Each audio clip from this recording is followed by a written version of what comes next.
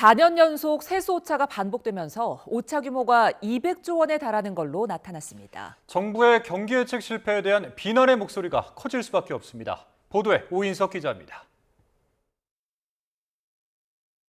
정부는 국세 수입 재추계 결과 올해 세수가 예산 대비 29조 6천억 부족할 것으로 예상했습니다. 지난해 56조 4천억의 세수 펑크에 이어 2년째 역대급 세수 부족이 현실화된 겁니다. 앞선 문재인 정부 때인 2021년과 2022년엔 예측보다 과도하게 많은 세금이 거치는 초과 세수가 발생했습니다. 세수 오차가 반복되면서 최근 4년간 오차 규모는 200조 원에 달합니다.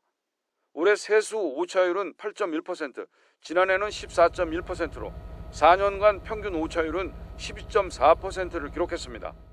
같은 기간 미국 7.8%, 일본 7.3%, 독일 5.7% 등과 비교해 세수 오차율이 월등히 높았습니다.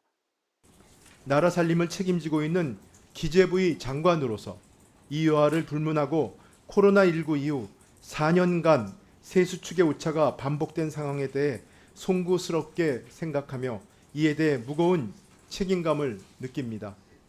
정부는 올해 세수 부족의 원인으로 법인세 감소폭이 예상보다 컸고 부동산 거래 부진으로 양도소득세 등 자산시장 관련 세수가 감소한 것을 꼽았습니다. 법인세는 예산 대비 14조 5천억, 양도세는 5조 8천억이 덜 거칠 것으로 전망했습니다. 정부는 애초 예측보다 부족한 세수는 기금 여유 재원을 최대한 활용해 메꾸고 불가피하게 연내 집행이 어려운 사업에 대해선 일부 강제 불용 가능성까지 열어놨습니다. 다만 세수 부족에 대응하기 위한 추경 편성은 요건에 맞지 않는다며 선을 그었습니다. 세금이 덜 거치면서 재정 기반이 취약해지고 이는 부실한 경기 대응으로 이어질 수 있다는 우려가 나오고 있습니다. 고금리 장기화로 가뜩이나 내수가 부진한 상황에서 재정의 역할이 필요하다는 지적입니다.